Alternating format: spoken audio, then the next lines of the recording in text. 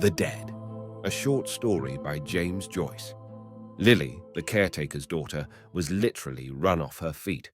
Hardly had she brought one gentleman into the little pantry behind the office on the ground floor and helped him off with his overcoat than the wheezy hall doorbell clanged again, and she had to scamper along the bare hallway to let in another guest. It was well for her she had not to attend to the ladies also. But Miss Kate and Miss Julia had thought of that, and had converted the bathroom upstairs into a ladies' dressing room.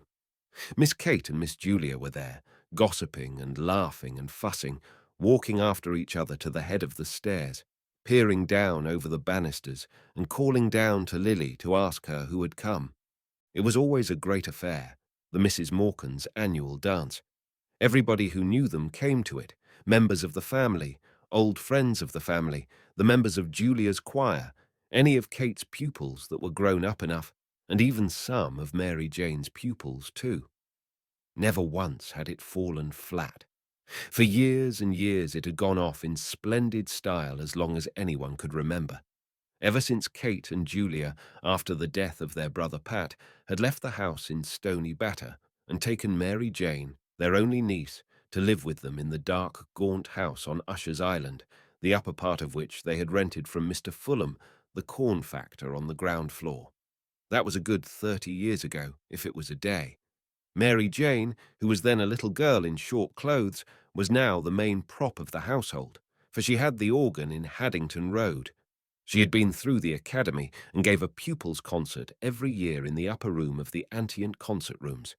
Many of her pupils belonged to the better class families on the Kingstown and Dorky line. Old as they were, her aunts also did their share. Julia, though she was quite grey, was still the leading soprano in Adam and Eve's, and Kate, being too feeble to go about much, gave music lessons to beginners on the old square piano in the back room. Lily, the caretaker's daughter, did housemaid's work for them. Though their life was modest, they believed in eating well, the best of everything: diamond bone sirloins, 3-shilling tea, and the best bottled stout. But Lily seldom made a mistake in the orders, so that she got on well with her 3 mistresses. They were fussy, that was all, but the only thing they would not stand was back answers. Of course, they had good reason to be fussy on such a night. And then it was long after 10 o'clock, and yet there was no sign of Gabriel and his wife. Besides, they were dreadfully afraid that Freddie Malins might turn up screwed. They would not wish for worlds that any of Mary Jane's pupils should see him under the influence, and when he was like that, it was sometimes very hard to manage him. Freddie Malins always came late, but they wondered what could be keeping Gabriel, and that was what brought them every 2 minutes to the banisters to ask Lily had Gabriel or Freddie come. "Oh, Mr. Conroy," said Lily to Gabriel when she opened the door for him, "Miss Kate and Miss Julia thought you were never coming. Good night, Mrs. Conroy." "I'll engage they did," said Gabriel, "but they forget that my wife here takes 3 mortal hours to dress herself." He stood on the mat, scraping the snow from his galoshes, while Lily led his wife to the foot of the stairs and called out, "Miss Kate, here's Mrs. Conroy." Kate and Julia came toddling down the dark stairs at once. Both of them kissed Gabriel's wife, said she must be perished alive, and asked was Gabriel with her. "Here I am as right as the mail, Aunt Kate. Go on up, I'll follow," called out Gabriel from the dark. He continued scraping his feet vigorously while the 3 women went upstairs, laughing, to the ladies' dressing room. A light fringe of snow lay like a cape on the shoulders of his overcoat and like toe-caps on the toes of his galoshes, and as the buttons of his overcoat slipped with a squeaking noise through the snow-stiffened frieze, a cold, fragrant air from out of doors escaped from crevices and folds. "Is it snowing again, Mr. Conroy?" asked Lily. She had preceded him into the pantry to help him off with his overcoat. Gabriel smiled at the 3 syllables she had given his surname and glanced at her. She was a slim, growing girl, pale in complexion and with hay-coloured hair. The gas in the pantry made her look still paler. Gabriel had known her when she was a child and used to sit on the lowest step nursing a rag doll. "Yes, Lily," he answered, "and I think we're in for a night of it." He looked up at the pantry ceiling. which was shaking with the stamping and shuffling of feet on the floor above, listened for a moment to the piano, and then glanced at the girl, who was folding his overcoat carefully at the end of a shelf. "Tell me, Lily," he said in a friendly tone, "do you still go to school?" "Oh, no, sir," she answered. "I'm done schooling this year and more." "Oh, then," said Gabriel gaily, "I suppose we'll be going to your wedding one of these fine days with your young man, eh?" The girl glanced back at him over her shoulder and said with great bitterness, "The men that is now is only all palaver and what they can get out of you." Gabriel coloured as if he felt he had made a mistake, and without looking at her, kicked off his galoshes and flicked actively with his muffler at his patent leather shoes. He was a stout, tallish young man. The high colour of his cheeks pushed upwards even to his forehead, where it scattered itself in a few formless patches of pale red, and on his hairless face there scintillated restlessly the polished lenses and the bright gilt rims of the glasses which screened his delicate and restless eyes. His glossy black hair was parted in the middle and brushed in a long curve behind his ears, where it curled slightly beneath the groove left by his hat. When he had flicked lustre into his shoes, he stood up and pulled his waistcoat down more tightly on his plump body. Then he took a coin rapidly from his pocket. "Oh, Lily," he said, thrusting it into her hands. "It's Christmas time, isn't it? Just, here's a little—" He walked rapidly towards the door. "Oh, no, sir," cried the girl, following him. "Really, sir, I wouldn't take it." "Christmas time! Christmas time!" said Gabriel, almost trotting to the stairs and waving his hand to her in deprecation. The girl, seeing that he had gained the stairs, called out after him, "Well, thank you, sir." He waited outside the drawing-room door until the waltz should finish, listening to the skirts that swept against it and to the shuffling of feet. He was still discomposed by the girl's bitter and sudden retort. It had cast a gloom over him which he tried to dispel by arranging his cuffs and the bows of his tie. He then took from his waistcoat pocket a little paper and glanced at the headings he had made for his speech. He was undecided about the lines from Robert Browning, for he feared they would be above the heads of his hearers. Some quotation that they would recognize from Shakespeare or from the melodies would be better. The indelicate clacking of the men's heels and the shuffling of their soles reminded him that their grade of culture differed from his. He would only make himself ridiculous by quoting poetry to them which they could not understand. They would think that he was airing his superior education. He would fail with them just as he had failed with the girl in the pantry. He had taken up a wrong tone. His whole speech was a mistake from first to last, an utter failure. Just then, his aunts and his wife came out of the ladies' dressing-room. His aunts were two small, plainly dressed old women. Aunt Julia was an inch or so the taller. Her hair, drawn low over the tops of her ears, was grey, and grey also, with darker shadows, was her large, flaccid face. Though she was stout in build and stood erect, her slow eyes and parted lips gave her the appearance of a woman who did not know where she was or where she was going. Aunt Kate was more vivacious. Her face, healthier than her sister's, was all puckers and creases, like a shriveled red apple, and her hair, braided in the same old-fashioned way, had not lost its ripe nut colour. They both kissed Gabriel frankly. He was their favourite nephew, the son of their dead elder sister, Ellen, who had married T.J. Conroy of the Port and Docks. "Gretta tells me you're not going to take a cab back to Monkstown tonight, Gabriel," said Aunt Kate. "No," said Gabriel, turning to his wife. "We had quite enough of that last year, hadn't we? Don't you remember, Aunt Kate, what a cold Gretta got out of it? Cab windows rattling all the way, and the east wind blowing in after we passed Merion. Very jolly it was. Gretta caught a dreadful cold." Aunt Kate frowned severely and nodded her head at every word. "Quite right, Gabriel. Quite right," she said. "You can't be too careful." "But as for Gretta there," said Gabriel, "she'd walk home in the snow if she were let." Mrs. Conroy laughed. "Don't mind him, Aunt Kate," she said. "He's really an awful bother. What with green shades for Tom's eyes at night, and making him do the dumbbells, and forcing Eva to eat the stirabout. The poor child, and she simply hates the sight of it. Oh, but you'll never guess what he makes me wear now. She broke out into a peal of laughter and glanced at her husband, whose admiring and happy eyes had been wandering from her dress to her face and hair.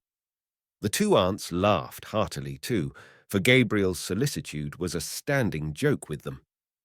"Galoshes," said Mrs. Conroy. "That's the latest. Whenever it's wet underfoot, I must put on my galoshes.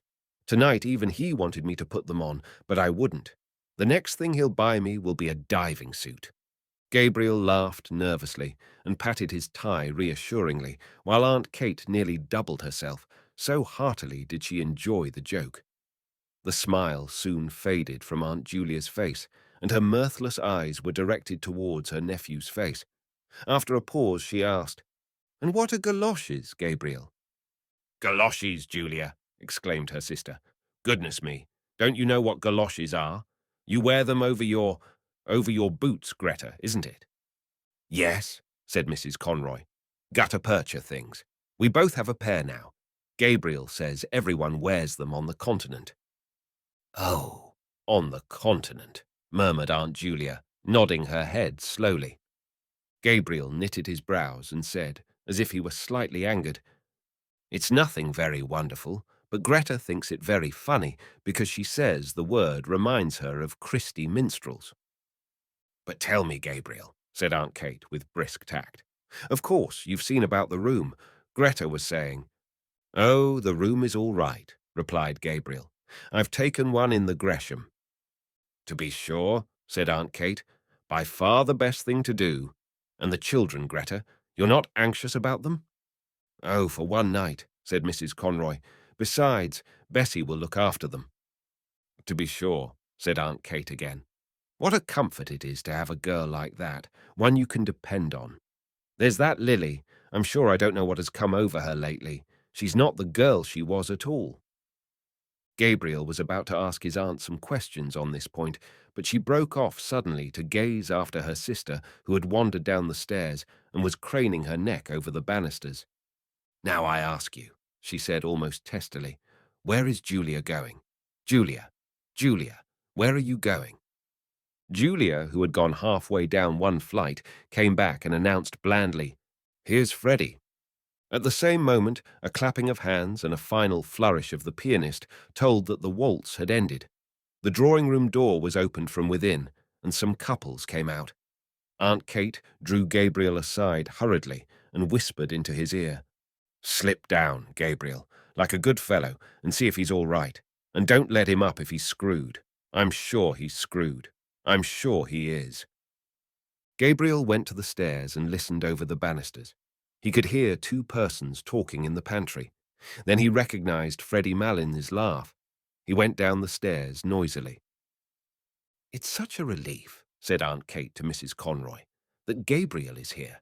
I always feel easier in my mind when he's here. Julia, there's Miss Daly, and Miss Power will take some refreshment.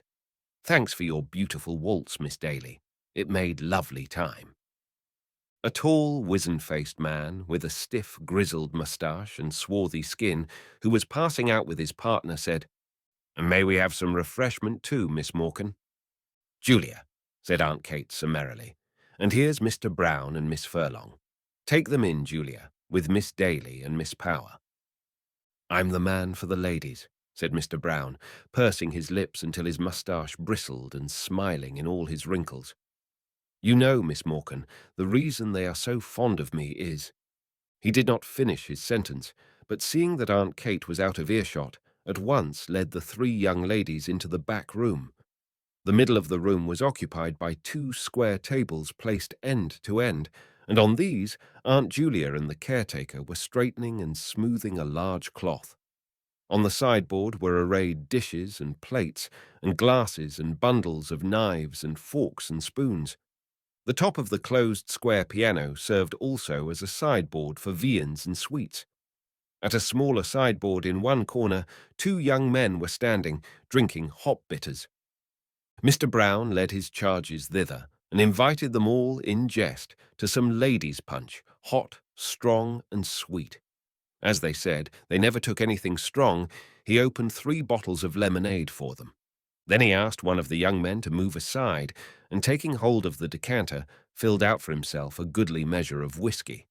The young men eyed him respectfully while he took a trial sip. "God help me," he said, smiling. "It's the doctor's orders." His wizened face broke into a broader smile, and the 3 young ladies laughed in musical echo to his pleasantry, swaying their bodies to and fro with nervous jerks of their shoulders. The boldest said, "Oh, now, Mr. Brown, I'm sure the doctor never ordered anything of the kind." Mr. Brown took another sip of his whiskey and said, with sidling mimicry, "Well, you see, I'm like the famous Mrs. Cassidy, who is reported to have said, 'Now, Mary Grimes, if I don't take it, make me take it, for I feel I want it.'" His hot face had leaned forward a little too confidentially, and he had assumed a very low Dublin accent, so that the young ladies, with one instinct, received his speech in silence. Miss Furlong, who was one of Mary Jane's pupils, asked Miss Daly what was the name of the pretty waltz she had played, and Mr. Brown, seeing that he was ignored, turned promptly to the 2 young men who were more appreciative. A red-faced young woman, dressed in pansy, came into the room, excitedly clapping her hands and crying, "Quadrilles! Quadrilles!" Close on her heels came Aunt Kate, crying, "2 gentlemen and 3 ladies, Mary Jane." "Oh, here's Mr. Bergin and Mr. Kerrigan," said Mary Jane. "Mr. Kerrigan, will you take Miss Power? Miss Furlong, may I get you a partner, Mr. Bergin? Oh, that'll just do now." "3 ladies, Mary Jane," said Aunt Kate. The 2 young gentlemen asked the ladies if they might have the pleasure, and Mary Jane turned to Miss Daly. "Oh, Miss Daly, you're really awfully good, after playing for the last 2 dances, but really we're so short of ladies tonight." "I don't mind in the least, Miss Morkan.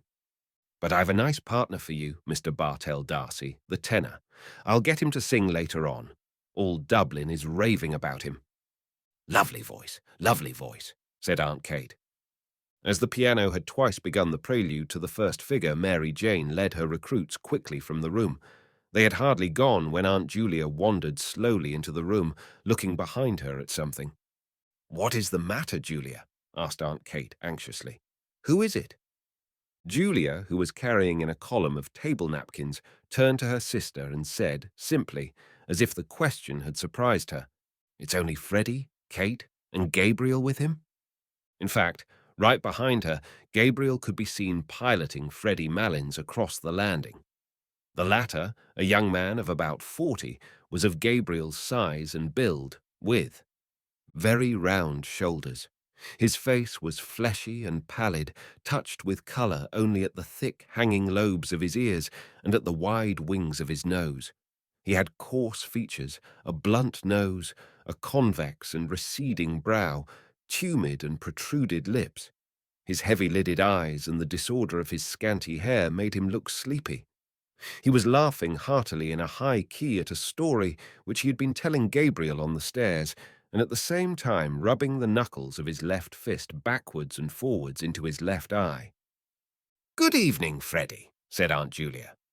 Freddie Malins bade the Misses Morkan good evening in what seemed an offhand fashion by reason of the habitual catch in his voice, and then, seeing that Mr. Brown was grinning at him from the sideboard, crossed the room on rather shaky legs and began to repeat in an undertone the story he had just told to Gabriel.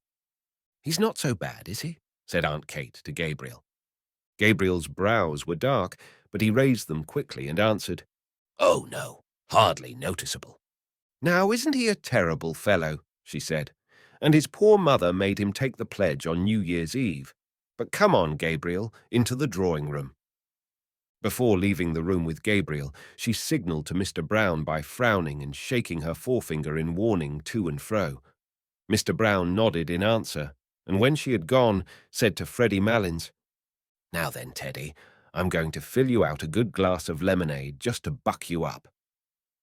Freddie Malins, who was nearing the climax of his story, waved the offer aside impatiently, but Mr. Brown, having first called Freddie Malin's attention to a disarray in his dress, filled out and handed him a full glass of lemonade. Freddie Malin's left hand accepted the glass mechanically, his right hand being engaged in the mechanical readjustment of his dress.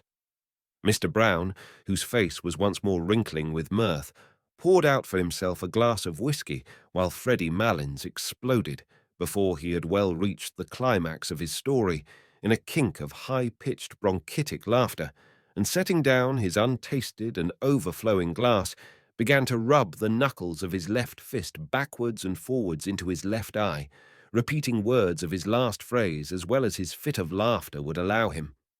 Gabriel could not listen while Mary Jane was playing her academy piece, full of runs and difficult passages, to the hushed drawing-room. He liked music, but the piece she was playing had no melody for him, and he doubted whether it had any melody for the other listeners, though they had begged Mary Jane to play something. 4 young men, who had come from the refreshment room to stand in the doorway at the sound of the piano, had gone away quietly in couples after a few minutes. The only persons who seemed to follow the music were Mary Jane herself, her hands racing along the keyboard or lifted from it at the pauses like those of a priestess in momentary imprecation, and Aunt Kate standing at her elbow to turn the page. Gabriel's eyes, irritated by the floor, which glittered with beeswax under the heavy chandelier, wandered to the wall above the piano. A picture of the balcony scene in Romeo and Juliet hung there, and beside it was a picture of the 2 murdered princes in the tower, which Aunt Julia had worked in red, blue, and brown wools when she was a girl. Probably in the school they had gone to as girls that kind of work had been taught for 1 year. His mother had worked for him as a birthday present a waistcoat of purple tabinet, with little foxes' heads upon it, lined with brown satin and having round mulberry buttons. It was strange that his mother had had no musical talent, though Aunt Kate used to call her the brains carrier of the Morcan family. Both she and Julia had always seemed a little proud of their serious and matronly sister. Her photograph stood before the pier glass. She held an open book on her knees and was pointing out something in it to Constantine, who, dressed in a man-o'-war suit, lay at her feet. It was she who had chosen the name of her sons, for she was very sensible of the dignity of family life. Thanks to her, Constantine was now senior curate in Balbriggan, and thanks to her, Gabriel himself had taken his degree in the Royal University. A shadow passed over his face as he remembered her sullen opposition to his marriage. Some slighting phrases she had used still rankled in his memory. She had once spoken of Gretta as being country cute, and that was not true of Gretta at all. It was Gretta who had nursed her during all her last long illness in their house at Monkstown. He knew that Mary Jane must be near the end of her piece, for she was playing again the opening melody with runs of scales after every bar, and while he waited for the end, the resentment died down in his heart. The piece ended with a trill of octaves in the treble and a final deep octave in the bass. Great applause greeted Mary Jane as, blushing and rolling up her music nervously, she escaped from the room. The most vigorous clapping came from the 4 young men in the doorway who had gone away to the refreshment room at the beginning of the piece, but had come back when the piano had stopped. Lancers were arranged. Gabriel found himself partnered with Miss Ivors.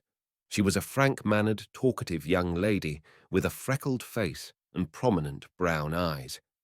She did not wear a low-cut bodice, and the large brooch which was fixed in the front of her collar bore on it an Irish device and motto. When they had taken their places, she said abruptly, "I have a crow to pluck with you." "With me?" said Gabriel.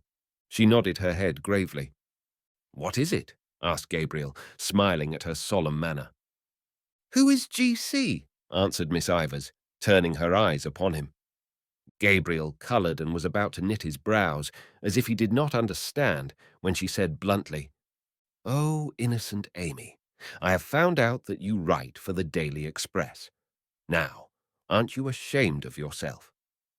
"Why should I be ashamed of myself?" asked Gabriel, blinking his eyes and trying to smile. "Well, I'm ashamed of you," said Miss Ivors frankly, "to say you'd write for a paper like that. I didn't think you were a West Briton." A look of perplexity appeared on Gabriel's face. It was true that he wrote a literary column every Wednesday in the Daily Express, for which he was paid 15 shillings. But that did not make him a West Briton, surely. The books he received for review were almost more welcome than the paltry cheque. He loved to feel the covers and turn over the pages of newly printed books. Nearly every day when his teaching in the college was ended, he used to wander down the quays to the second-hand booksellers, to Hickey's on Bachelor's Walk, to Webb's or Massey's on Aston's Quay, or to O'Clohissey's in the by-street. He did not know how to meet her charge. He wanted to say that literature was above politics, but they were friends of many years' standing, and their careers had been parallel, first at the university, and then as teachers. He could not risk a grandiose phrase with her. He continued blinking his eyes and trying to smile, and murmured lamely that he saw nothing political in writing reviews of books. When their turn to cross had come, he was still perplexed and inattentive. Miss Ivors promptly took his hand in a warm grasp and said in a soft, friendly tone, "Of course, I was only joking. Come, we cross now." When they were together again, she spoke of the university question, and Gabriel felt more at ease. A friend of hers had shown her his review of Browning's poems. That was how she had found out the secret, but she liked the review immensely. Then she said suddenly, "Oh, Mr. Conroy, will you come for an excursion to the Aran Isles this summer? We're going to stay there a whole month. It will be splendid out in the Atlantic. You ought to come. Mr. Clancy is coming, and Mr. Kilkelly and Kathleen Kearney. It would be splendid for Gretta, too, if she'd come. She's from Connacht, isn't she?" "Her people are," said Gabriel shortly. "But you will come, won't you?" said Miss Ivors, laying her warm hand eagerly on his arm. "The fact is," said Gabriel, "I have just arranged to go." "Go where?" asked Miss Ivors. "Well, you know, every year I go for a cycling tour with some fellows, and so—" "But where?" asked Miss Ivors. "Well, we usually go to France, or Belgium, or perhaps Germany," said Gabriel awkwardly. "And why do you go to France and Belgium," said Miss Ivors, "instead of visiting your own land?" "Well," said Gabriel, "it's partly to keep in touch with the languages and partly for a change." "And haven't you your own language to keep in touch with? Irish?" asked Miss Ivors. "Well," said Gabriel, "if it comes to that, you know, Irish is not my language." Their neighbours had turned to listen to the cross-examination. Gabriel glanced right and left nervously and tried to keep his good humour under the ordeal which was making a blush invade his forehead. "And haven't you your own land to visit," continued Miss Ivors, "that you know nothing of, your own people and your own country?" "Oh, to tell you the truth," retorted Gabriel suddenly, "I'm sick of my own country, sick of it." "Why?" asked Miss Ivors. Gabriel did not answer, for his retort had heated him. "Why?" repeated Miss Ivors. They had to go visiting together, and as he had not answered her, Miss Ivors said warmly, "Of course, you've no answer." Gabriel tried to cover his agitation by taking part in the dance with great energy. He avoided her eyes, for he had seen a sour expression on her face. But when they met in the long chain, he was surprised to feel his hand firmly pressed. She looked at him from under her brows for a moment, quizzically, until he smiled. Then, just as the chain was about to start again, she stood on tiptoe and whispered into his ear, "West Britain!" When the lancers were over, Gabriel went away to a remote corner of the room where Freddie Mallin's mother was sitting. She was a stout, feeble old woman with white hair. Her voice had a catch in it like her son's, and she stuttered slightly. She had been told that Freddie had come and that he was nearly all right. Gabriel asked her whether she had had a good crossing. She lived with her married daughter in Glasgow and came to Dublin on a visit once a year. She answered placidly that she had had a beautiful crossing and that the captain had been most attentive to her. She spoke also of the beautiful house her daughter kept in Glasgow and of all the friends they had there. While her tongue rambled on, Gabriel tried to banish from his mind all memory of the unpleasant incident with Miss Ivors. Of course, the girl or woman, or whatever she was an enthusiast, but there was a time for all things. Perhaps he ought not to have answered her like that, but she had no right to call him a West Briton before people, even in joke. She had tried to make him ridiculous before people, heckling him and staring at him with her rabbit's eyes. He saw his wife making her way towards him through the waltzing couples. When she reached him, she said into his ear, "Gabriel, Aunt Kate wants to know, won't you carve the goose as usual? Miss Daly will carve the ham, and I'll do the pudding." "All right," said Gabriel. "She's sending in the younger ones first as soon as this waltz is over, so that we'll have the table to ourselves." "Were you dancing?" asked Gabriel. "Of course I was. Didn't you see me? What row had you with Molly Ivors?" "No row. Why? Did she say so?" "Something like that. I'm trying to get that Mr. Darcy to sing. He's full of conceit, I think." "There was no row," said Gabriel moodily. "Only she wanted me to go for a trip to the west of Ireland, and I said I wouldn't." His wife clasped her hands excitedly and gave a little jump. "Oh, do go, Gabriel," she cried. "I'd love to see Galway again." "You can go if you like," said Gabriel coldly. She looked at him for a moment, then turned to Mrs. Marlins and said, "There's a nice husband for you, Mrs. Marlins." While she was threading her way back across the room, Mrs. Malins, without adverting to the interruption, went on to tell Gabriel what beautiful places there were in Scotland and beautiful scenery. Her son-in-law brought them every year to the lakes, and they used to go fishing. Her son-in-law was a splendid fisher. One day he caught a beautiful big fish, and the man in the hotel cooked it for their dinner. Gabriel hardly heard what she said. Now that supper was coming near, he began to think again about his speech and about the quotation. When he saw Freddie Malins coming across the room to visit his mother, Gabriel left the chair free for him and retired into the embrasure of the window. The room had already cleared, and from the back room came the clatter of plates and knives. Those who still remained in the drawing-room seemed tired of dancing and were conversing quietly in little groups. Gabriel's warm, trembling fingers tapped the cold pane of the window. How cool it must be outside! How pleasant it would be to walk out alone, first along by the river and then through the park. The snow would be lying on the branches of the trees and forming a bright cap on the top of the Wellington Monument. How much more pleasant it would be there than at the supper table. He ran over the headings of his speech: Irish hospitality, sad memories, the three graces, Paris, the quotation from Browning. He repeated to himself a phrase he had written in his review: "One feels that one is listening to a thought-tormented music." Miss Ivors had praised the review. Was she sincere? Had she really any life of her own behind all her propagandism? There had never been any ill feeling between them until that night. It unnerved him to think that she would be at the supper table, looking up at him while he spoke with her critical, quizzing eyes. Perhaps she would not be sorry to see him fail in his speech. An idea came into his mind and gave him courage. He would say, alluding to Aunt Kate and Aunt Julia, "Ladies and gentlemen, the generation which is now on the wane among us may have had its faults, but for my part, I think it had certain qualities of hospitality, of humor, of humanity, which the new and very serious and hyper-educated generation that is growing up around us seems to me to lack." Very good.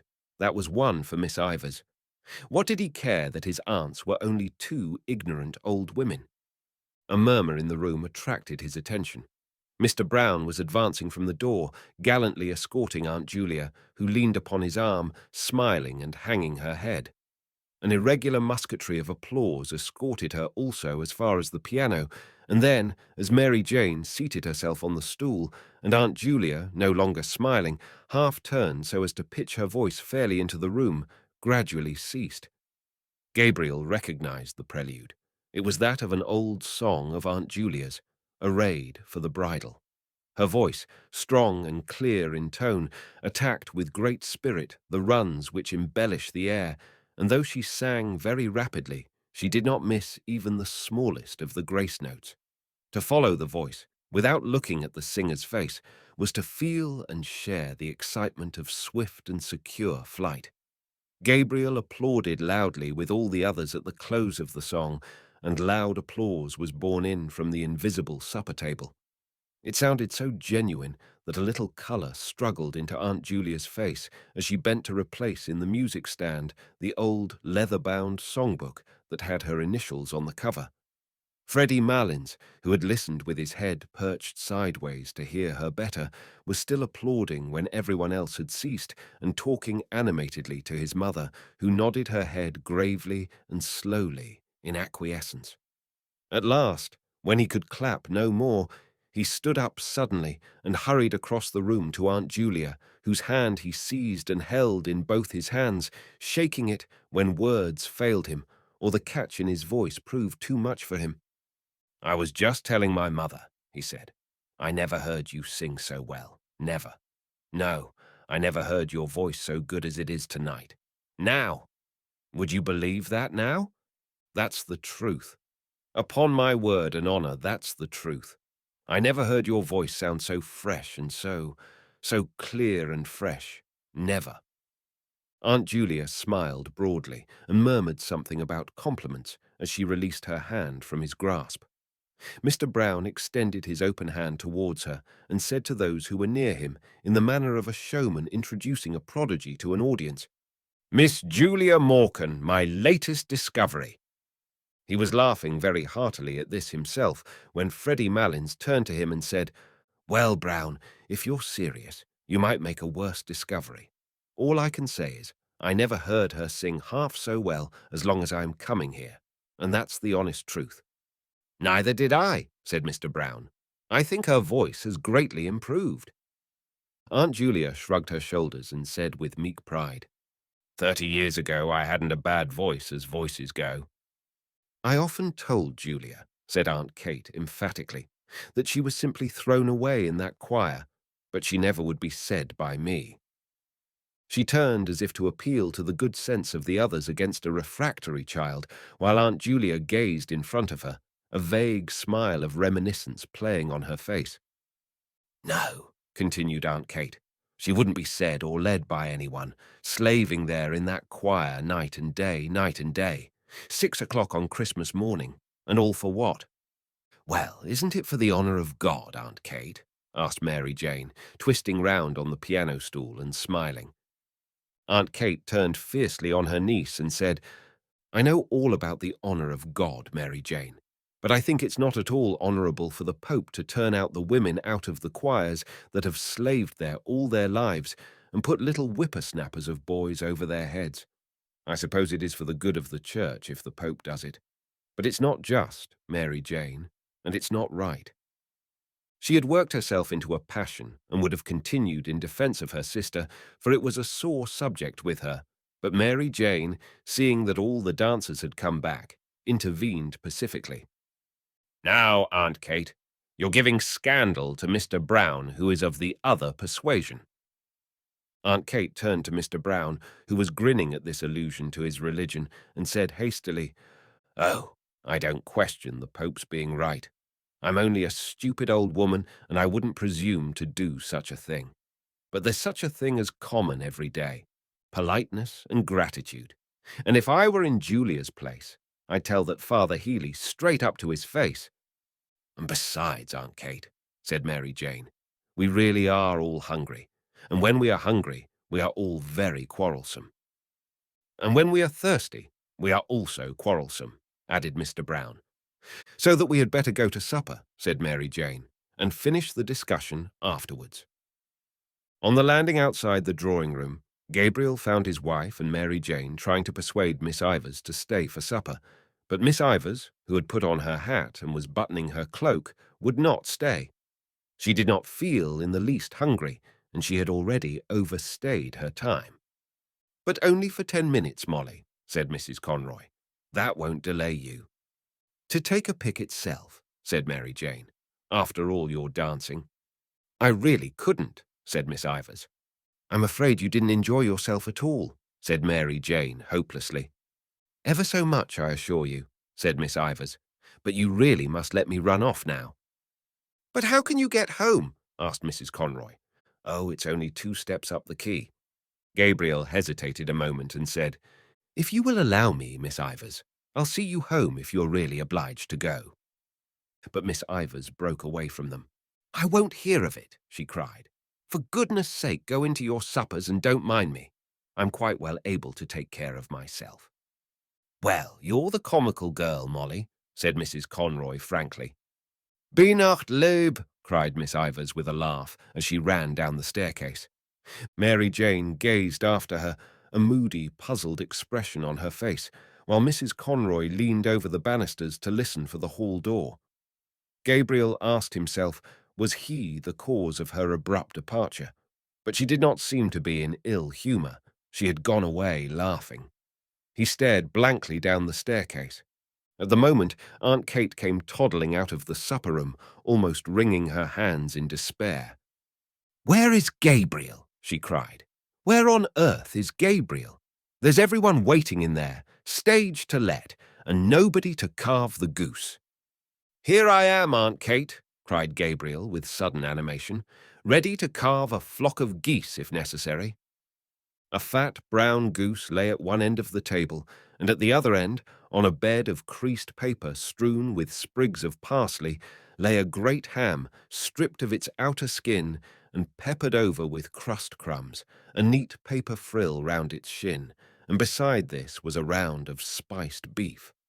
Between these rival ends ran parallel lines of side dishes, two little minsters of jelly, red and yellow, a shallow dish full of blocks of blanc-mange and red jam, a large green leaf-shaped dish with a stalk-shaped handle on which lay bunches of purple raisins and peeled almonds, a companion dish on which lay a solid rectangle of Smyrna figs, a dish of custard topped with grated nutmeg, a small bowl full of chocolates and sweets wrapped in gold and silver papers, and a glass vase in which stood some tall celery stalks. In the centre of the table there stood, as sentries to a fruit stand which upheld a pyramid of oranges and American apples, two squat old-fashioned decanters of cut glass, one containing port and the other dark sherry. On the closed square piano, a pudding in a huge yellow dish lay in waiting, and behind it were three squads of bottles of stout and ale and minerals, drawn up according to the colours of their uniforms. The first two black, with brown and red labels, the third and smallest squad white, with transverse green sashes.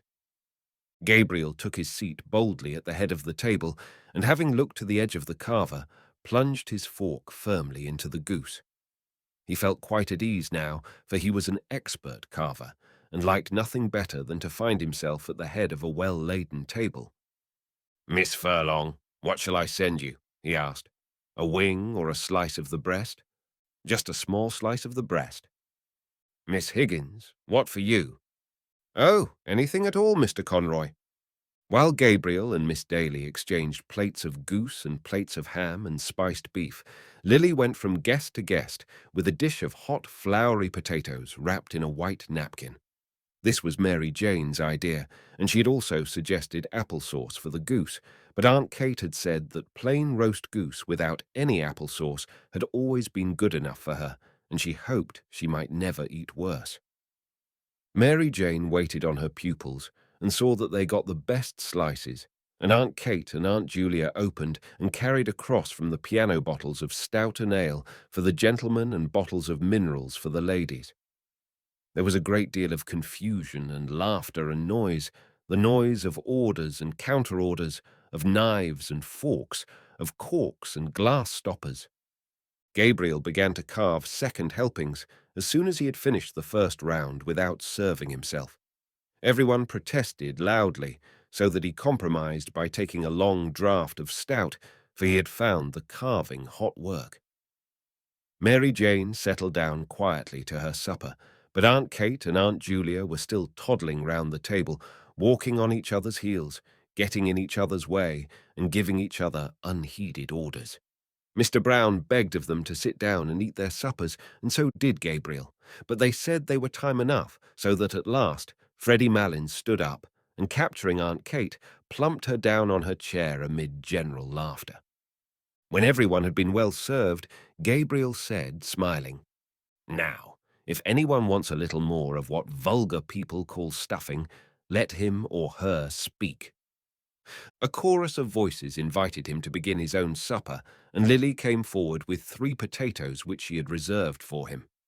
"Very well," said Gabriel amiably, as he took another preparatory draught. "Kindly forget my existence, ladies and gentlemen, for a few minutes." He set to his supper and took no part in the conversation with which the table covered Lily's removal of the plates. The subject of talk was the opera company, which was then at the Theatre Royal. Mr. Bartell D'Arcy, the tenor, a dark-complexioned young man with a smart moustache, praised very highly the leading contralto of the company, but Miss Furlong thought she had a rather vulgar style of production. Freddie Malin said there was a Negro chieftain singing in the second part of the Gaiety pantomime who had one of the finest tenor voices he had ever heard. "Have you heard him?" he asked Mr. Bartell D'Arcy across the table. "No," answered Mr. Bartell D'Arcy carelessly. "Because," Freddie Malins explained, "now I'd be curious to hear your opinion of him. I think he has a grand voice." "It takes Teddy to find out the really good things," said Mr. Brown familiarly to the table. "And why couldn't he have a voice too?" asked Freddie Malins sharply. "Is it because he's only a black?" Nobody answered this question, and Mary Jane led the table back to the legitimate opera. One of her pupils had given her a pass for Mignon. Of course it was very fine, she said, but it made her think of poor Georgina Burns. Mr. Brown could go back farther still, to the old Italian companies that used to come to Dublin, Tietjens, Ilma de Murzka, Campanini, the great Trebelli, Giuglini, Ravelli, Aramburo. Those were the days, he said, when there was something like singing to be heard in Dublin. He told, too, of how the top gallery of the Old Royal used to be packed, night after night, of how one night an Italian tenor had sung 5 encores to Let Me Like a Soldier Fall, introducing a high C every time, and of how the gallery boys would sometimes in their enthusiasm unyoke the horses from the carriage of some great prima donna and pull her themselves through the streets to her hotel. Why did they never play the grand old operas now, he asked, Dinora, Lucrezia Borgia? Because they could not get the voices to sing them. That was why. "Oh, well," said Mr. Bartell D'Arcy, "I presume there are as good singers today as there were then." "Where are they?" asked Mr. Brown defiantly. "In London, Paris, Milan," said Mr. Bartell D'Arcy warmly.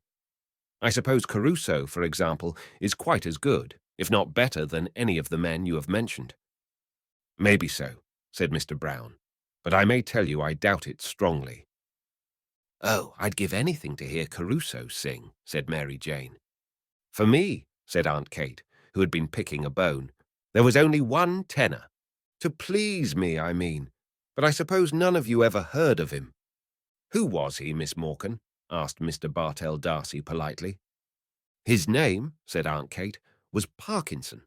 I heard him when he was in his prime, and I think he had then the purest tenor voice that was ever put into a man's throat." "Strange," said Mr. Bartell D'Arcy. "I never even heard of him." Yes, Miss Morkan is right," said Mr. Brown. "I remember hearing of old Parkinson, but he's too far back for me." "A beautiful, pure, sweet, mellow English tenor," said Aunt Kate with enthusiasm. Gabriel having finished, the huge pudding was transferred to the table. The clatter of forks and spoons began again. Gabriel's wife served out spoonfuls of the pudding and passed the plates down the table. Midway down, they were held up by Mary Jane, who replenished them with raspberry or orange jelly or with blancmange and jam. The pudding was of Aunt Julia's making, and she received praises for it from all quarters. She herself said that it was not quite brown enough. "Well, I hope, Miss Morkan," said Mr. Brown, "that I'm brown enough for you because, you know, I'm all brown." All the gentlemen, except Gabriel, ate some of the pudding out of compliment to Aunt Julia. As Gabriel never ate sweets, the celery had been left for him. Freddie Malins also took a stalk of celery and ate it with his pudding. He had been told that celery was a capital thing for the blood, and he was just then under doctor's care. Mrs. Malins, who had been silent all through the supper, said that her son was going down to Mount Melleray in a week or so.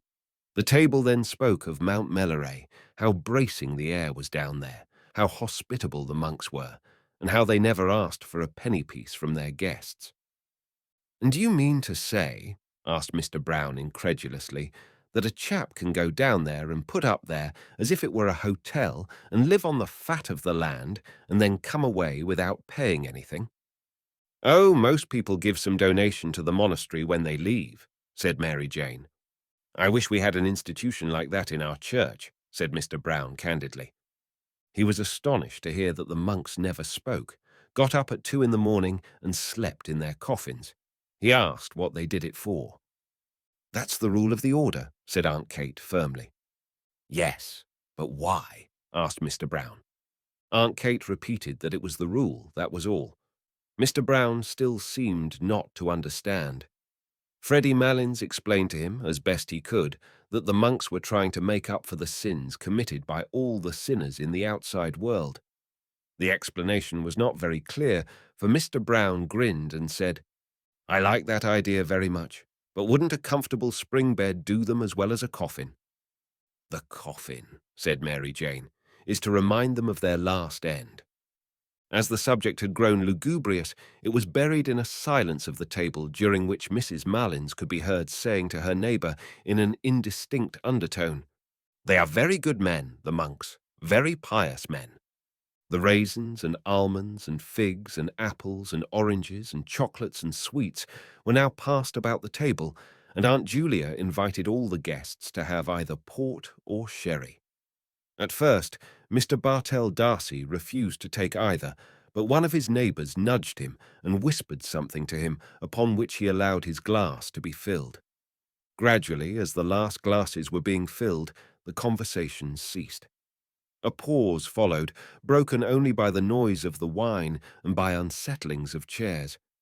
The Misses Morkan, all three, looked down at the tablecloth. Someone coughed once or twice, and then a few gentlemen patted the table gently as a signal for silence. The silence came, and Gabriel pushed back his chair. The patting at once grew louder in encouragement, and then ceased altogether. Gabriel leaned his 10 trembling fingers on the tablecloth and smiled nervously at the company. Meeting a row of upturned faces, he raised his eyes to the chandelier. The piano was playing a waltz tune, and he could hear the skirts sweeping against the drawing-room door. People, perhaps, were standing in the snow on the quay outside, gazing up at the lighted windows and listening to the waltz music. The air was pure there. In the distance lay the park where the trees were weighted with snow. The Wellington Monument wore a gleaming cap of snow that flashed westward over the white field of 15 acres. He began, "Ladies and gentlemen, it has fallen to my lot this evening, as in years past, to perform a very pleasing task, but a task for which I am afraid my poor powers as a speaker are all too inadequate." "No, no," said Mr. Brown, "but however that may be, I can only ask you tonight to take the will for the deed, and to lend me your attention for a few moments, while I endeavour to express to you in words what my feelings are on this occasion. Ladies and gentlemen, it is not the first time that we have gathered together under this hospitable roof, around this hospitable board. It is not the first time that we have been the recipients, or perhaps I had better say, the victims, of the hospitality of certain good ladies." He made a circle in the air with his arm and paused. Everyone laughed or smiled at Aunt Kate and Aunt Julia and Mary Jane, who all turned crimson with pleasure. Gabriel went on more boldly. "I feel more strongly with every recurring year that our country has no tradition which does it so much honour, and which it should guard so jealously as that of its hospitality. It is a tradition that is unique as far as my experience goes, and I have visited not a few places abroad among the modern nations. Some would say perhaps that with us it is rather a failing than anything to be boasted of. But granted even that, it is, to my mind, a princely failing, and one that I trust will long be cultivated among us. Of one thing, at least, I am sure.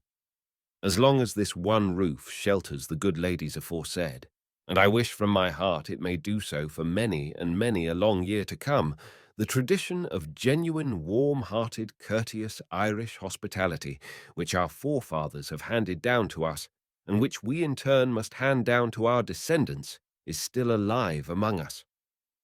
A hearty murmur of assent ran round the table. It shot through Gabriel's mind that Miss Ivors was not there, and that she had gone away discourteously, and he said with confidence in himself, "Ladies and gentlemen, a new generation is growing up in our midst, a generation actuated by new ideas and new principles. It is serious and enthusiastic for these new ideas, and its enthusiasm, even when it is misdirected, is, I believe, in the main sincere.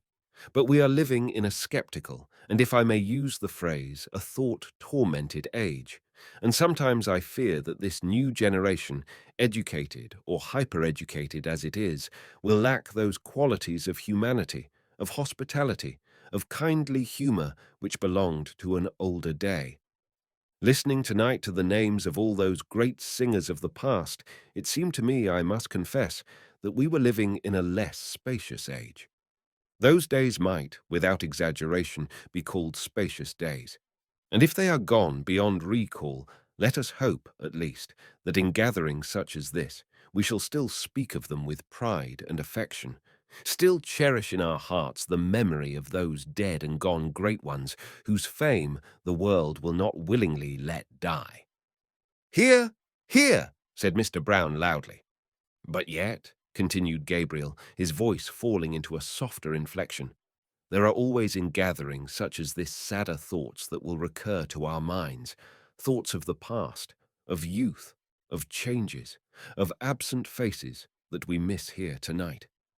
Our path through life is strewn with many such sad memories, and were we to brood upon them, always we could not find the heart to go on bravely with our work among the living. We have all of us living duties and living affections which claim, and rightly claim, our strenuous endeavours. Therefore, I will not linger on the past. I will not let any gloomy moralizing intrude upon us here tonight. Here we are gathered together for a brief moment from the bustle and rush of our everyday routine. We are met here as friends, in the spirit of good fellowship, as colleagues, also to a certain extent, in the true spirit of camaraderie, and as the guests of, what shall I call them, the three graces of the Dublin musical world." The table burst into applause and laughter at this allusion. Aunt Julia vainly asked each of her neighbours in turn to tell her what Gabriel had said. "He says we are the three graces, Aunt Julia," said Mary Jane. Aunt Julia did not understand, but she looked up, smiling at Gabriel, who continued in the same vein. "Ladies and gentlemen, I will not attempt to play tonight the part that Paris played on another occasion. I will not attempt to choose between them. The task would be an invidious one and one beyond my poor powers, for when I view them in turn, whether it be our chief hostess herself, whose good heart, whose too good heart, has become a byword with all who know her, or her sister, who seems to be gifted with perennial youth, and whose singing must have been a surprise and a revelation to us all tonight. Or, last but not least, when I consider our youngest hostess, talented, cheerful, hard-working, and the best of nieces, I confess, ladies and gentlemen, that I do not know to which of them I should award the prize." Gabriel glanced down at his aunts, and seeing the large smile on Aunt Julia's face, and the tears which had risen to Aunt Kate's eyes, hastened to his close. He raised his glass of port gallantly, while every member of the company fingered a glass expectantly, and said loudly, "Let us toast them all three together. Let us drink to their health, wealth, long life, happiness, and prosperity, and may they long continue to hold the proud and self-won position which they hold in their profession, and the position of honour and affection which they hold in our hearts."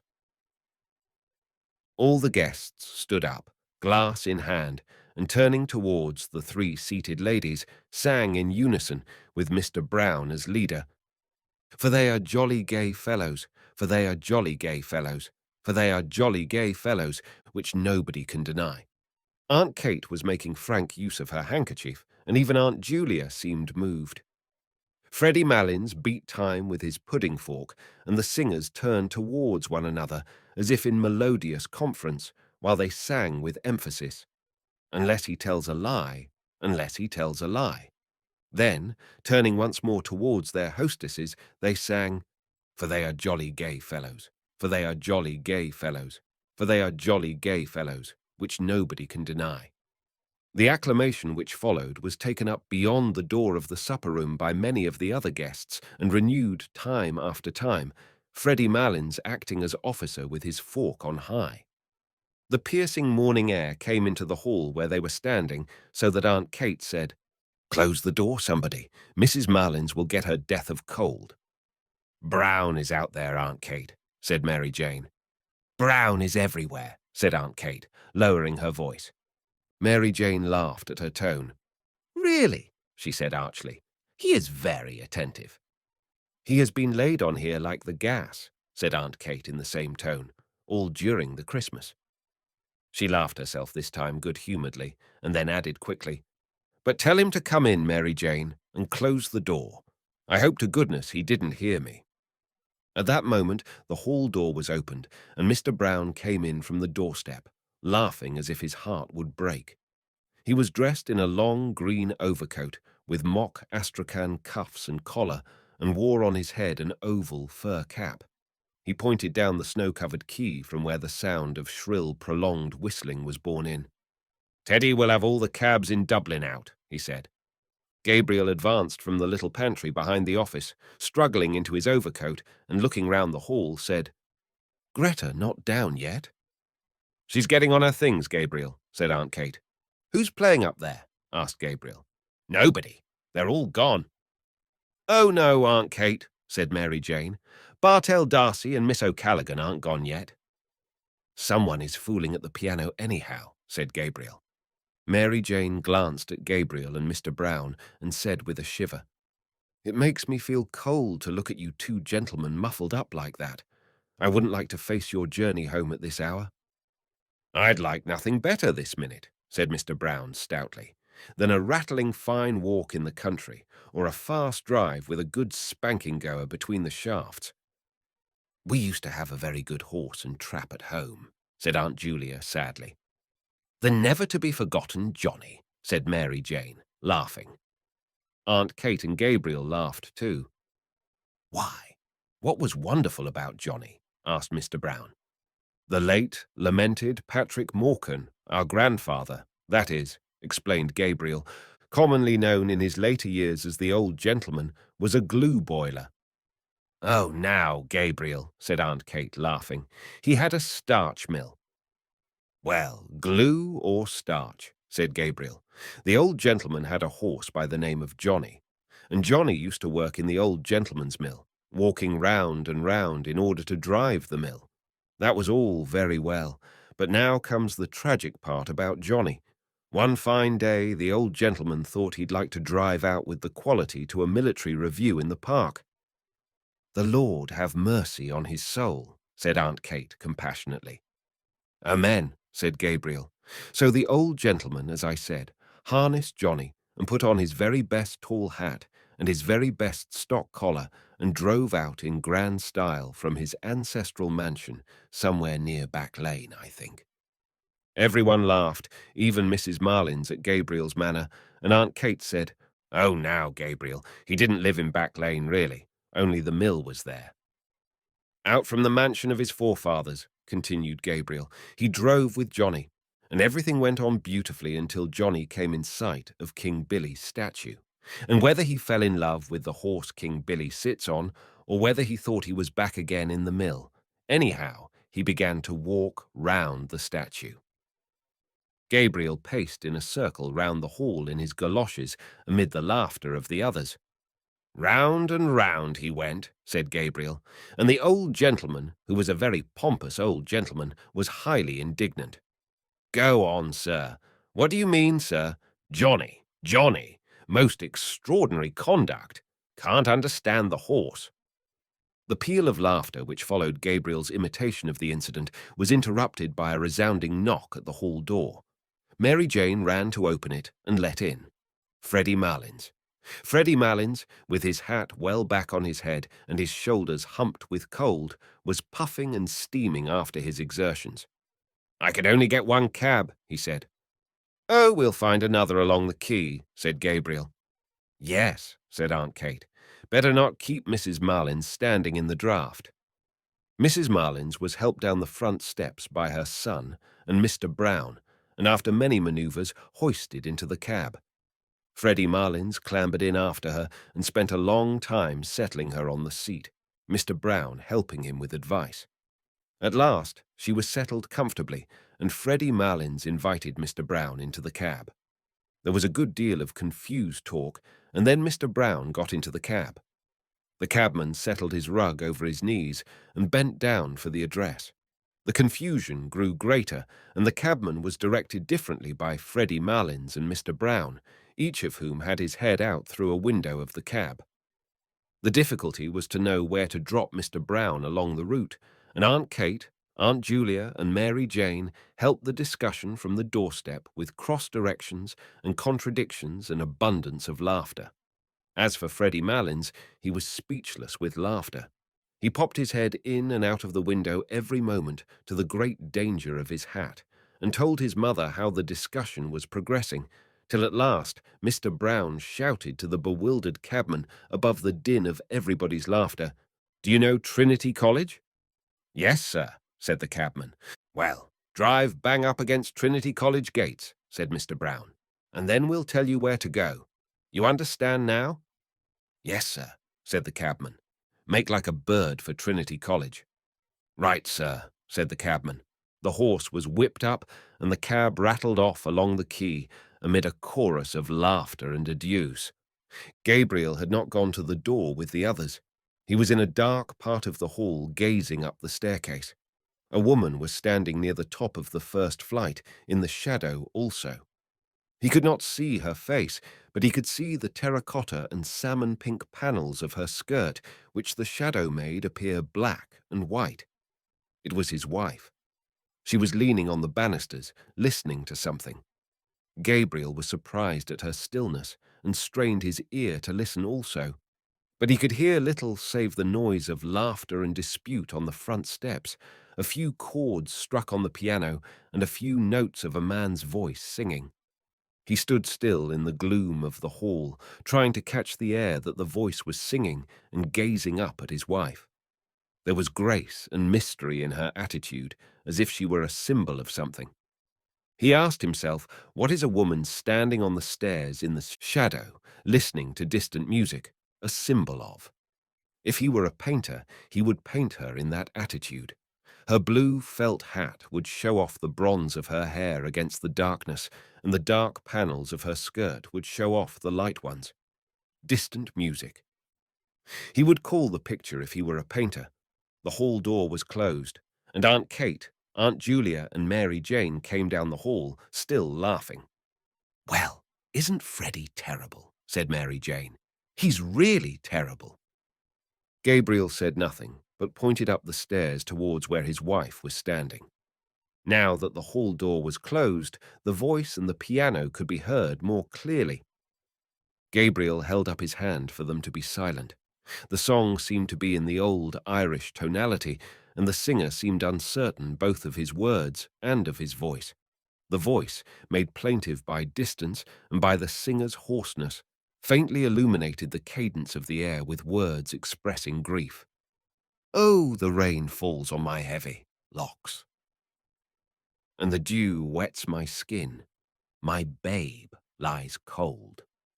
"Oh," exclaimed Mary Jane, "it's Bartell D'Arcy singing, and he wouldn't sing all the night.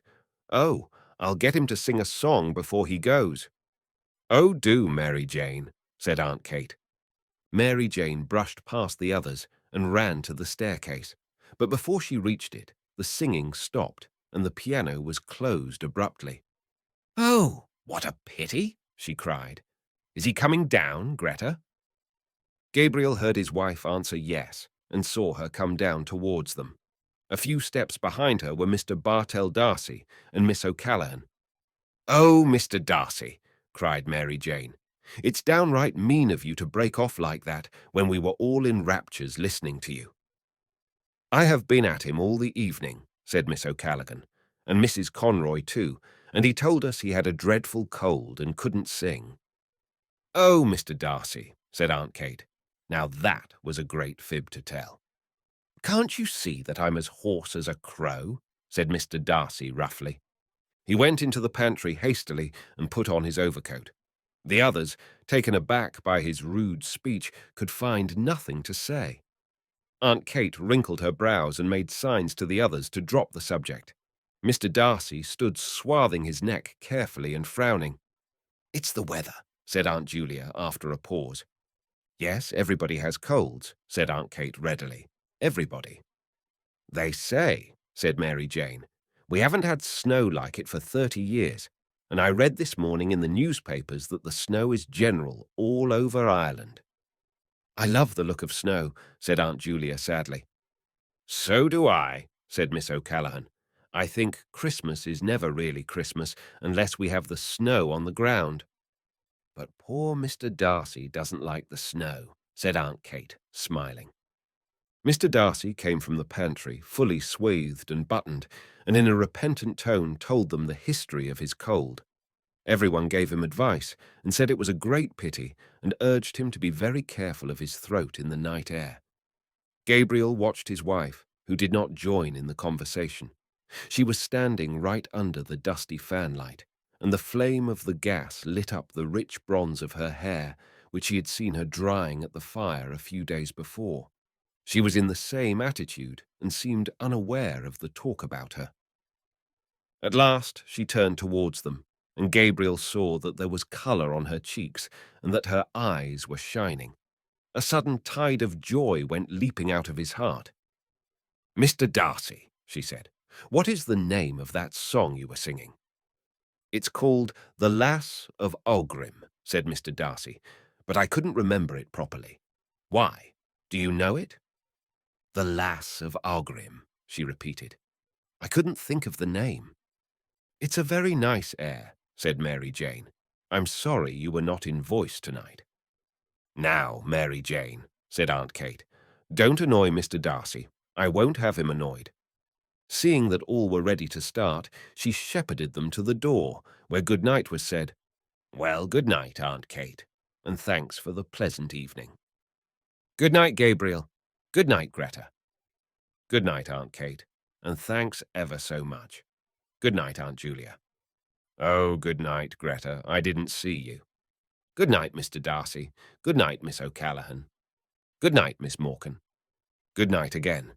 Good night, all. Safe home. Good night. Good night." The morning was still dark. A dull yellow light brooded over the houses and the river, and the sky seemed to be descending. It was slushy underfoot, and only streaks and patches of snow lay on the roofs, on the parapets of the quay, and on the area railings. The lamps were still burning redly in the murky air, and across the river the palace of the Four Courts stood out menacingly against the heavy sky.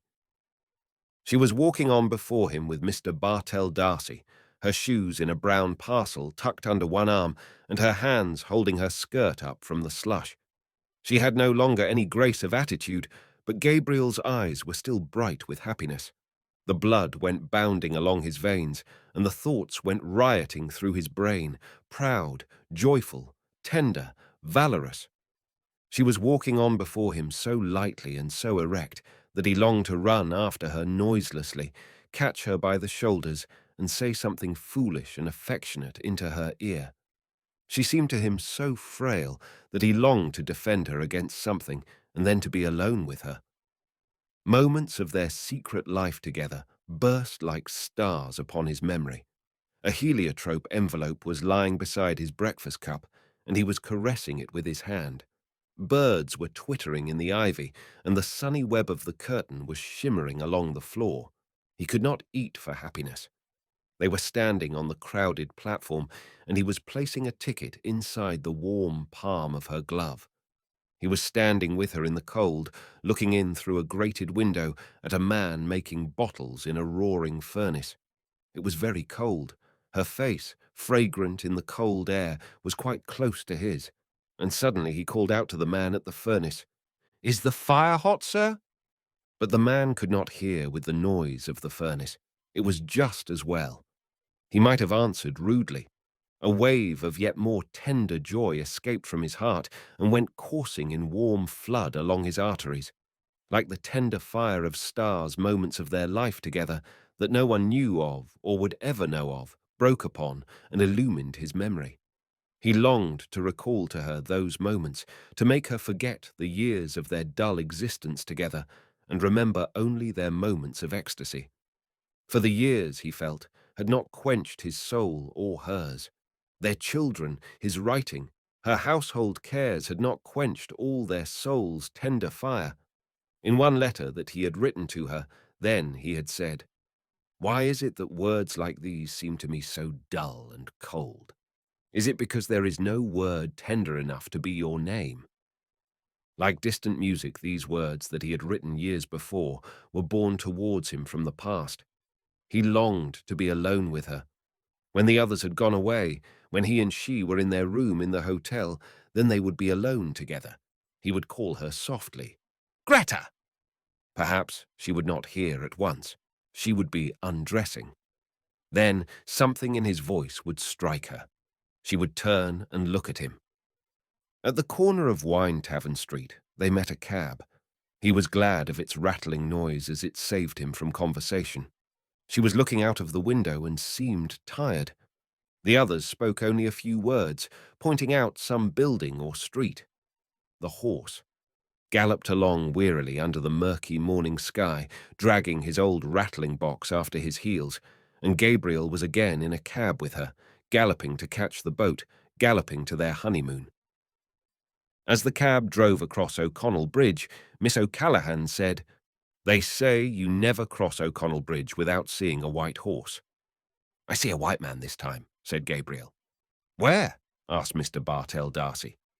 Gabriel pointed to the statue, on which lay patches of snow. Then he nodded familiarly to it and waved his hand. "Good night, Dan," he said gaily. When the cab drew up before the hotel, Gabriel jumped out, and in spite of Mr. Bartell D'Arcy's protest, paid the driver. He gave the man a shilling over his fare. The man saluted and said, "A prosperous new year to you, sir." "The same to you," said Gabriel cordially. She leaned for a moment on his arm in getting out of the cab and while standing at the curbstone, bidding the others good night. She leaned lightly on his arm, as lightly as when she had danced with him a few hours before.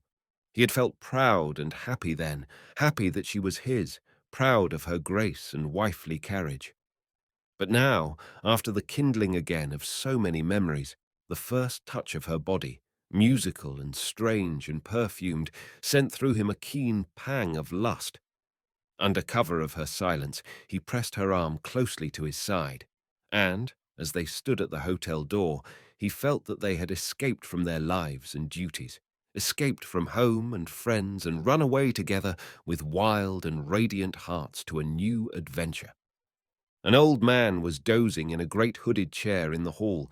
He lit a candle in the office and went before them to the stairs. They followed him in silence, their feet falling in soft thuds on the thickly carpeted stairs.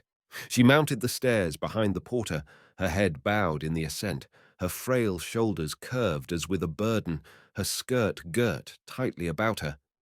He could have flung his arms about her hips and held her still, for his arms were trembling with desire to seize her, and only the stress of his nails against the palms of his hands held the wild impulse of his body in check. The porter halted on the stairs to settle his guttering candle. They halted too on the steps below him. In the silence, Gabriel could hear the falling of the molten wax into the tray and the thumping of his own heart against his ribs. The porter led them along a corridor and opened a door. Then he set his unstable candle down on a toilet table and asked at what hour they were to be called in the morning. 8, said Gabriel. The porter pointed to the tap of the electric light and began a muttered apology, but Gabriel cut him short. "We don't want any light. We have light enough from the street. And I say," he added, pointing to the candle, "you might remove that handsome article. like a good man. The porter took up his candle again, but slowly, for he was surprised by such a novel idea. Then he mumbled good night and went out. Gabriel shot the lock to. A ghostly light from the street lamp lay in a long shaft from one window to the door. Gabriel threw his overcoat and hat on a couch and crossed the room towards the window. He looked down into the street in order that his emotion might calm a little. Then he turned and leaned against a chest of drawers with his back to the light. She had taken off her hat and cloak and was standing before a large, swinging mirror, unhooking her waist. Gabriel paused for a few moments, watching her, and then said, "Gretta!" She turned away from the mirror slowly and walked along the shaft of light towards him. Her face looked so serious and weary that the words would not pass Gabriel's lips. No, it was not the moment yet. "You look tired," he said. "I am a little," she answered. "You don't feel ill or weak?" "No, tired, that's all." She went on to the window and stood there, looking out. Gabriel waited again, and then, fearing that diffidence was about to conquer him, he said abruptly, "By the way, Gretta, what is it?" "You know that poor fellow Marlins?" he said quickly. "Yes. What about him?" "Well, poor fellow, he's a decent sort of chap after all," continued Gabriel in a false voice.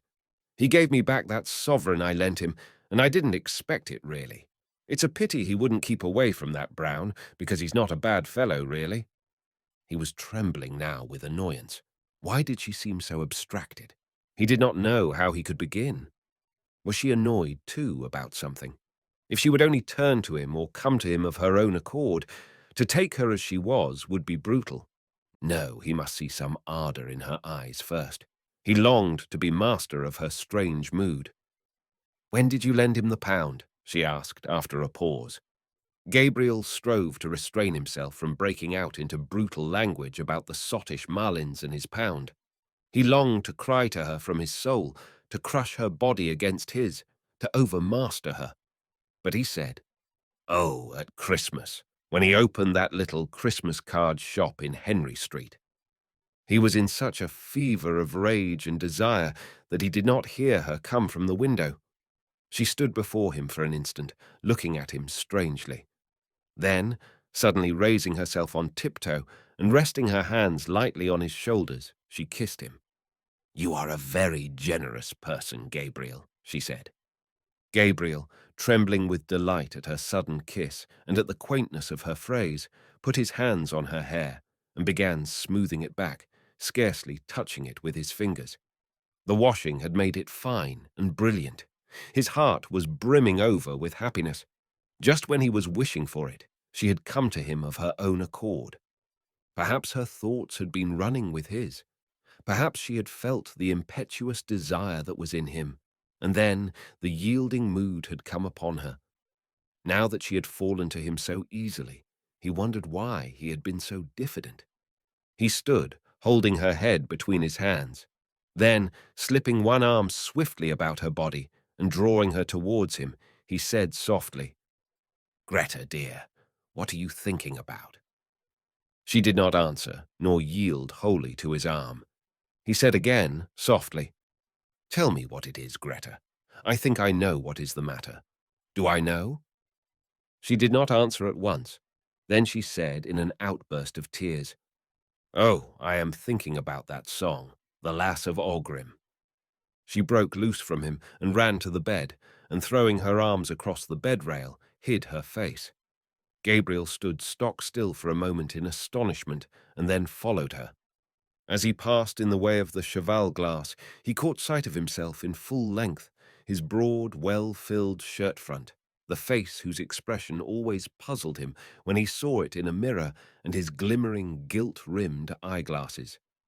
He halted a few paces from her and said, "What about the song?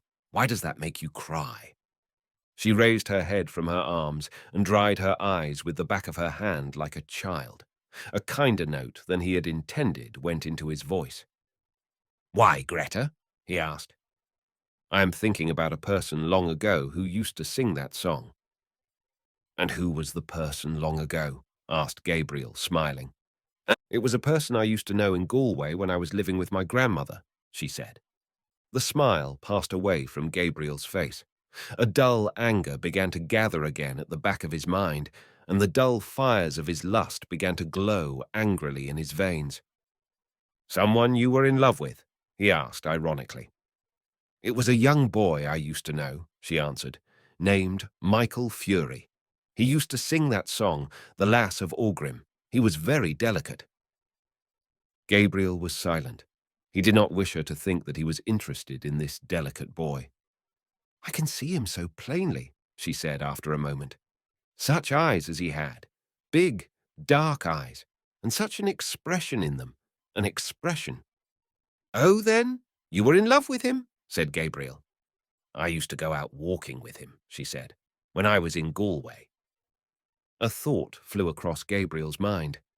"Perhaps that was why you wanted to go to Galway with that Ivors girl," he said coldly. She looked at him and asked in surprise, "What for?" Her eyes made Gabriel feel awkward. He shrugged his shoulders and said, "How do I know? To see him, perhaps."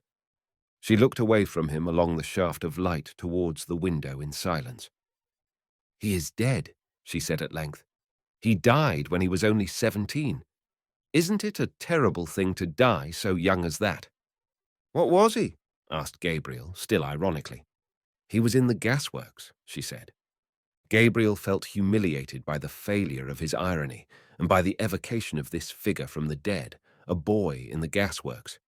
While he had been full of memories of their secret life together, full of tenderness and joy and desire, she had been comparing him in her mind with another. A shameful consciousness of his own person assailed him. He saw himself as a ludicrous figure, acting as a penny boy for his aunts, a nervous, well-meaning sentimentalist, orating to vulgarians and idealizing his own clownish lusts, the pitiable, fatuous fellow he had caught a glimpse of in the mirror. Instinctively, he turned his back more to the light, lest she might see the shame that burned upon his forehead. He tried to keep up his tone of cold interrogation, but his voice, when he spoke, was humble and indifferent.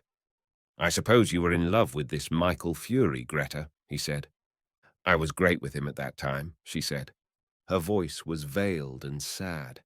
Gabriel, feeling now how vain it would be to try to lead her whither he had purposed, caressed one of her hands and said, also sadly, "And what did he die of so young, Gretta?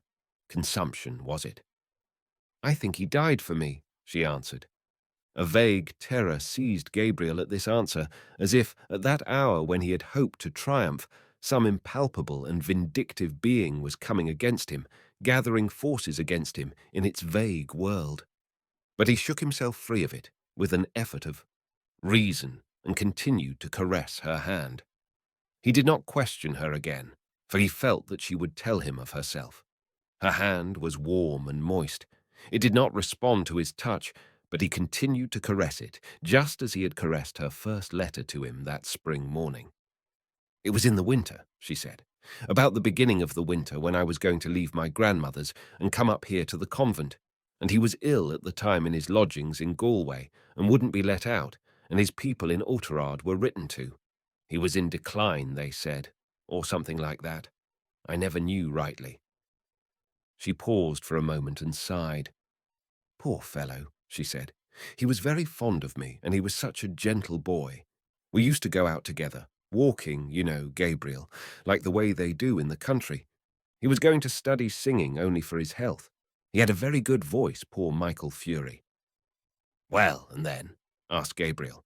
"And then, when it came to the time for me to leave Galway and come up to the convent, he was much worse, and I wouldn't be let see him. So I wrote him a letter saying I was going up to Dublin and would be back in the summer and hoping he would be better then." She paused for a moment to get her voice under control and then went on. "Then the night before I left, I was in my grandmother's house in Nuns Island, packing up, and I heard gravel thrown up against the window. The window was so wet I couldn't see, so I ran downstairs as I was and slipped out the back into the garden, and there was the poor fellow at the end of the garden, shivering."